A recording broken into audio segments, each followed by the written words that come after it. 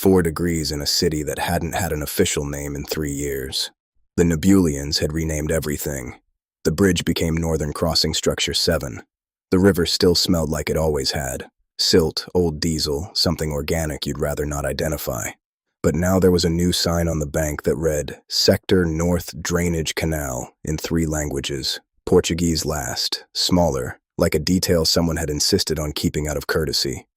Conan was 11 years old and slept under Northern Crossing Structure 7 because the gap between the second and third pillar blocked the north wind without blocking the southern exit, which meant that if the Nebulian guard did the lower-level patrol, you had 6 seconds to disappear before the scanner light caught you. He had timed it. 6 seconds exactly. That night, the tump-tump of vehicles above was more spaced out. Curfew at 10 p.m. New rule from last month. Humans had to be inside. Conan wasn't inside because he had no inside to be in, but that was technically his problem, not theirs. He was feeding the trash can with the last wood scraps when he heard it, not the sound of someone drunk falling. Not a fight. It was the specific sound of a body that simply stopped being able to stay upright. He knew the difference because he had made that sound once himself, 12 months ago. Fever of 41 degrees alone, and nobody had come to look. He grabbed the lit stick and went to see. She was on her side on the concrete. Conan stopped, because one thing was knowing the Nebulians existed. They ran the city, had the scanners, had the curfews, had the new signs on the bridges. Another thing was having one of them on the ground 2 meters from you at 11 p.m., lit by a burning stick. She didn't look like what he expected. The skin had a blue steel tone that reflected the stick's light in a way human skin doesn't reflect. The horns came out of her head like overlapping blades, black with that metallic sheen of a beetle's wing. The ears ended in points. The features were the right features for a face, but with the wrong angles. Cheekbones too high, jaw too sharp, like someone had taken the human model and stretched it slightly in the wrong directions. Her eyes were open, blue. Not human blue. The deep ocean blue that doesn't exist in human irises, with something lit inside, like bioluminescence. Her lips were purple, not metaphorically.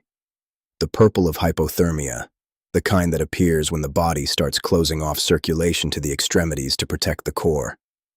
Conan looked at the blanket. Gray, thick, military. He'd found it in a Nebulian disposal container 6 weeks ago, hidden it before anyone saw, because taking their discards was technically prohibited under Article 14 of the Resource Regulation. The blanket was good, heavy, the best thing he had. He stood looking at it for about 8 seconds. Thought, if I give this, I'll freeze for real tonight.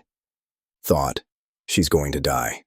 Thought, so, she's Nebulian. They're the ones who put in the curfew. They're the ones with the scanners. They're the ones who renamed the bridge. He sat with that thought for 2 more seconds. She trembled. A tremor that started in the shoulders and ran down to the fingers. And the fingers were too long to be human, and even so the tremor was the same tremor any living thing makes when it's losing heat too fast. Conan threw the blanket over her.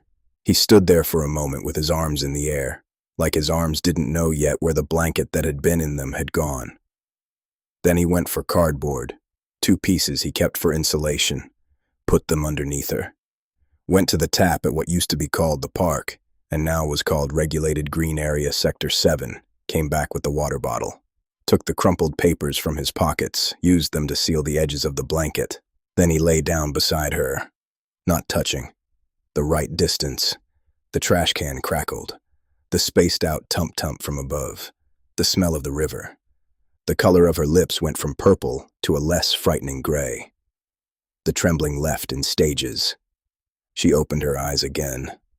Looked at him. Conan waited. Why? She said, in Portuguese with a precision that wasn't from someone who learned on the street.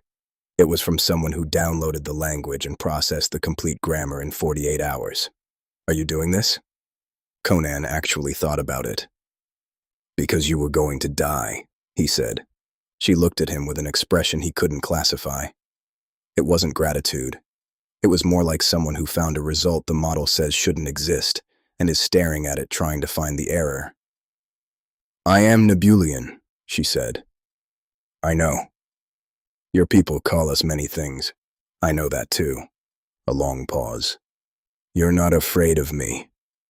Conan looked at her, at the military blanket on top of her, at the blade horns he'd never seen up close before. From far away, they looked more intimidating. Up close, they looked heavy, like carrying something you didn't choose to carry. You're on the ground under a bridge with hypothermia, he said. Not especially. The sound that came out of her was small and involuntary, and took him a second to identify. A laugh. Short, controlled, surprised at itself. My name is hfyScience, she said. The thermal regulation implant had failed, the communicator with it. She had deviated from the standard route. She said this without explaining why, and Conan didn't ask, because there was something in the way she didn't explain that seemed like the kind of thing you don't explain to anyone. They talked a little more. He told her about the cardboard underneath her.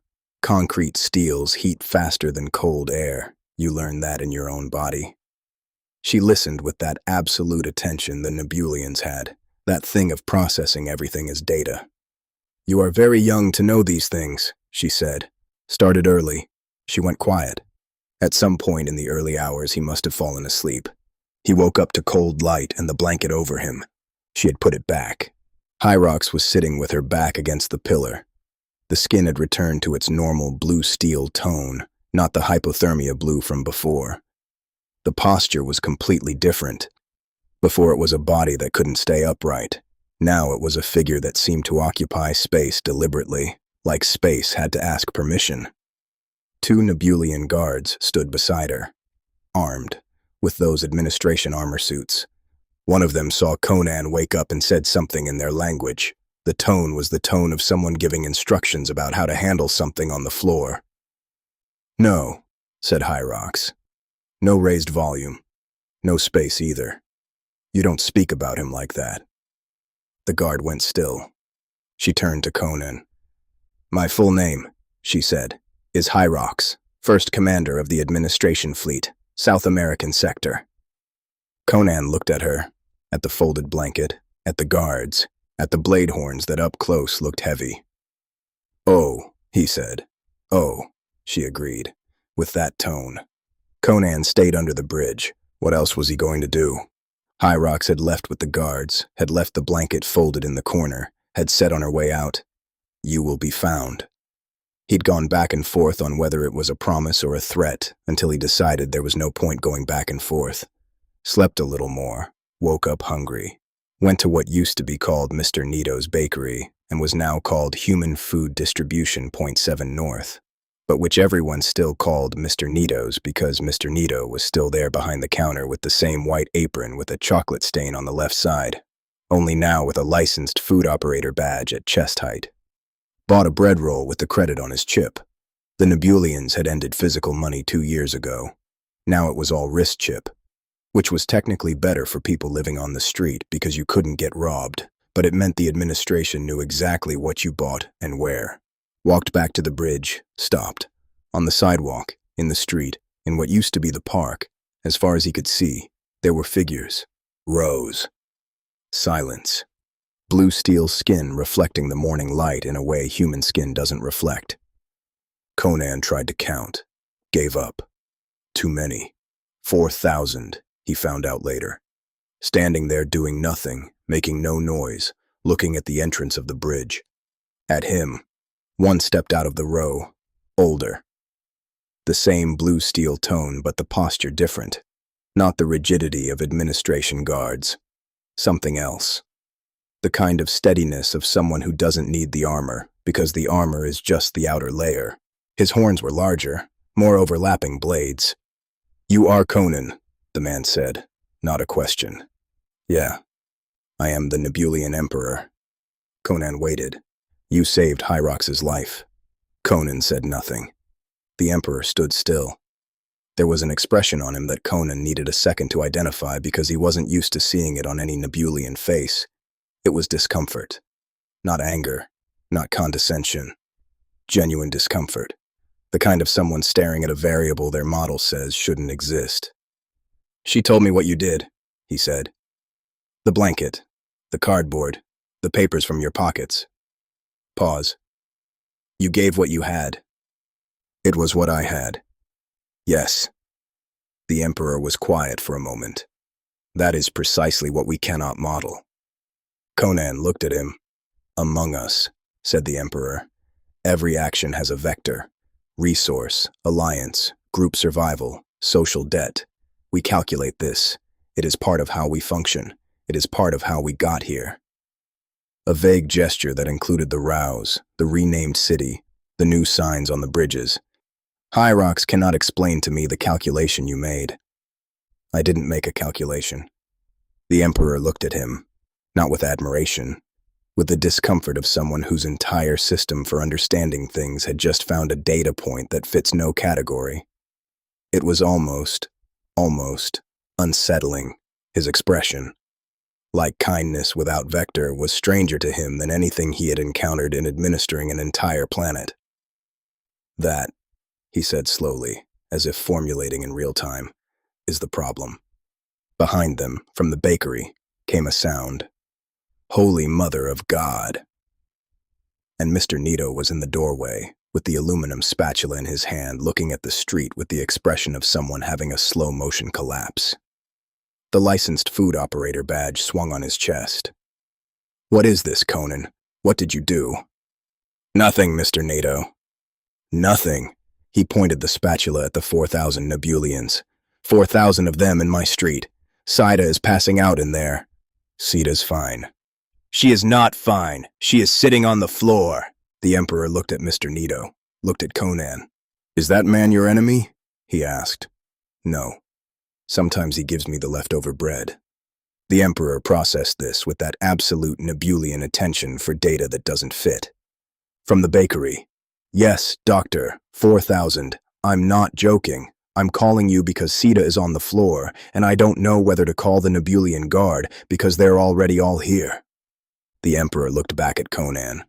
We can provide many things, he said finally. Food, shelter, documentation that doesn't put you at risk under Article 14. Pause. But there is one thing that 4,000 years of administering civilizations has not taught us to provide. He looked at the gray blanket folded over Conan's arm, at the shoes with the wire-taped sole, at the small, calloused hands of an 11-year-old. Giving what you have, he said, to something your own people classify as the other side. No vector, no expected debt. He went quiet. It was clearly difficult for him to say the next part, like it represented a gap in the system he would have preferred didn't exist. We don't know how it works. We tried to model it. The model doesn't close. Conan looked at the blanket. Doesn't feel like a special thing, he said. The Emperor looked at him for a long moment. To you, he said, I believe it doesn't. Then Hyrox was there. Conan hadn't seen her come forward from wherever she'd been standing in the rows. She moved through the crowd the way water moves through a gap, without announcing itself. She stopped beside the Emperor and looked at Conan with those deep ocean eyes, and in the morning light the blade horns caught the gray sky and held it.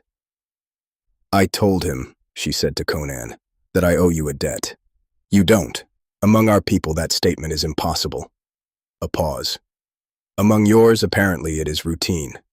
She crouched down, eye level with him, which meant crouching a long way because she was tall, and up close the blue steel skin had a texture he hadn't noticed in the dark. Very fine, like brushed metal. She held out her hand. In it was his blanket, refolded. Keep it, he said. I returned it this morning. I know, keep it again. You live somewhere cold? She looked at him.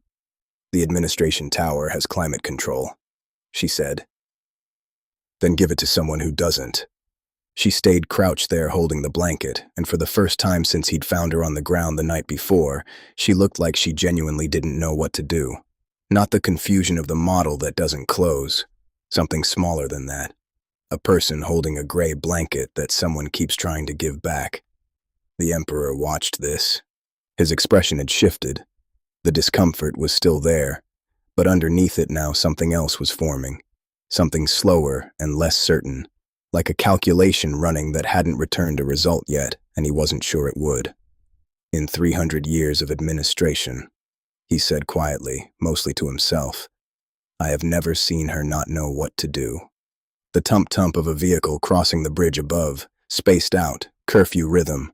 Mr. Nito had come back out and was now standing in his doorway with Saida, who had apparently recovered enough to stand up and was holding a tray of cheese bread and staring at the 4,000 Nebulians with the expression of someone who has decided the only rational response to an irrational situation is to hold something warm. "Do you want cheese bread?" Mr. Nito called out. His voice had dropped from a shout to something approximating a shout that was trying to be normal. It's fresh. I made extra. I don't know why I made extra. I always make extra, but..." Nobody moved. Then one Nebulian in the third row raised a hand. Then another. Mr. Nito looked at the hand, looked at Saida, looked at the tray. "Saida," he said. "Yes, Mr. Nito. We're going to need more cheese bread." "Yes, Mr. Nito. A lot more cheese bread." "Yes, Mr. Nito." She went back inside. The sound of the oven door. The smell of dough and cheese drifting out into the street where 4,000 Nebulians stood in the cold morning, and one boy held a gray military blanket, and the emperor of an interstellar administration stood next to his first commander, watching her hold it back. Hyrox looked at the blanket one more time. Then she looked up at Conan. "Where," she said, "do I find someone who doesn't have a place with climate control?" Conan looked at the bridge. "Everywhere," he said. She stood up, held the blanket against her chest with both hands, looked at the rows of her people standing in silence in a renamed street in a city that used to have a different name. "Then," she said, "we have a lot of work to do." The emperor said nothing. But the calculation, the one that had been running since the night before, since Hyrox couldn't explain the math, since the model that governed 4,000 years of civilization had found a variable it couldn't place. The emperor said nothing, but you could see it. The result coming back, slow, uncertain. Something that didn't have a name in their language yet. The river smelled like the river always smelled.